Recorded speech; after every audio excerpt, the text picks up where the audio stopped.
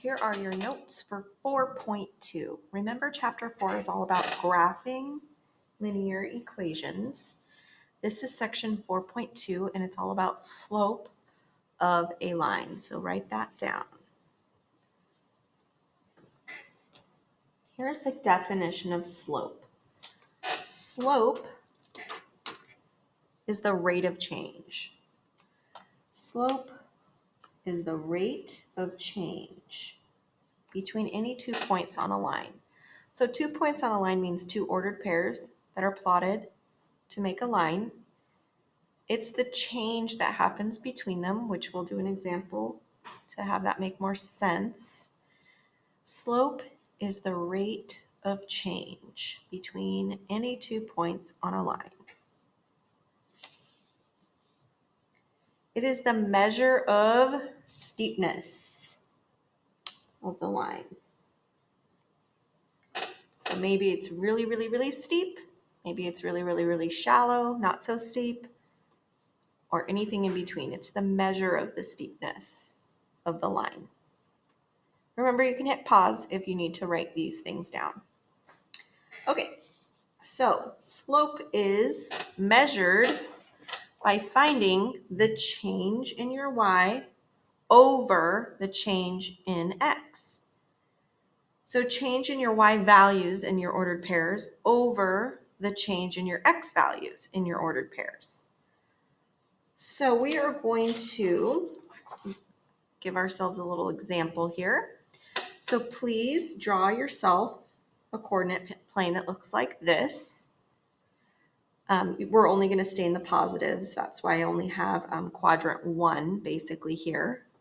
So just draw yourself a little L shape.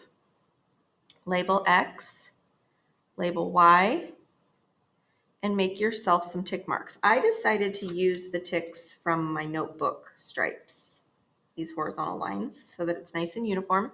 And then I tried to keep it about the same distance apart here. So each line means 1 unit. So you can label that as well if you like. So I guess I went 5 here and 6 here. That's fine. We are going to be graphing the ordered pairs 2, 3, and 4, 6.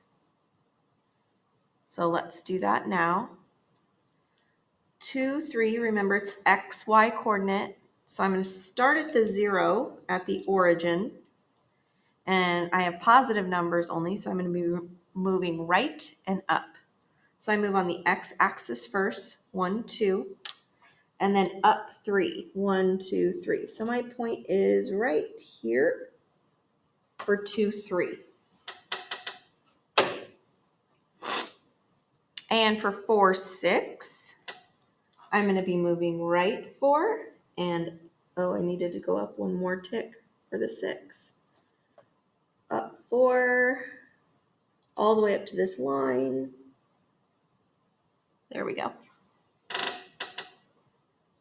That is the point 4, 6. I am now going to draw a line through my 2 points with a straight edge. I want to make sure that I'm going through the middle of my black dots there, my points, so that it is accurate on my graph. Okay, there is my line with arrows at the ends.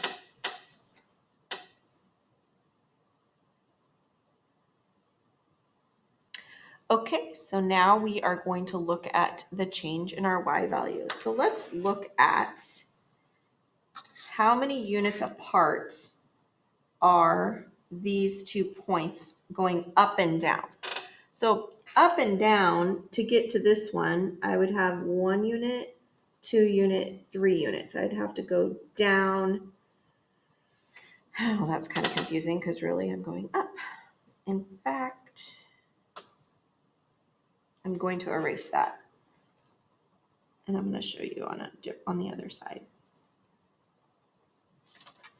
So I'm going to go over here. How do I like to start from my left point always. It's less, you'll make less mistakes if you start with the point that's furthest to the left and work your way to this one. So I would have to go up 1, 2, 3 units. I counted 1, 2, 3 to be at the same level as this one. So I went up 3 units. So I'm going to write that down. I went up 3 units on the y-axis, and to get to it going this way, to get to the point, I would have had to move 1, 2 units over. So I'm going to put that 2 right here. So I had to move up 3. That was the change in my y. I had to move up 3 over the change in the x was moving right 2 units. So it's 3 over 2. So the slope is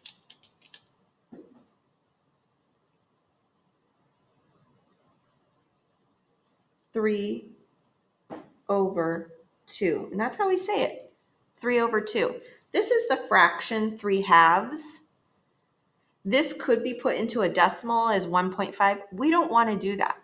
We want to leave it just like this and call it 3 over 2.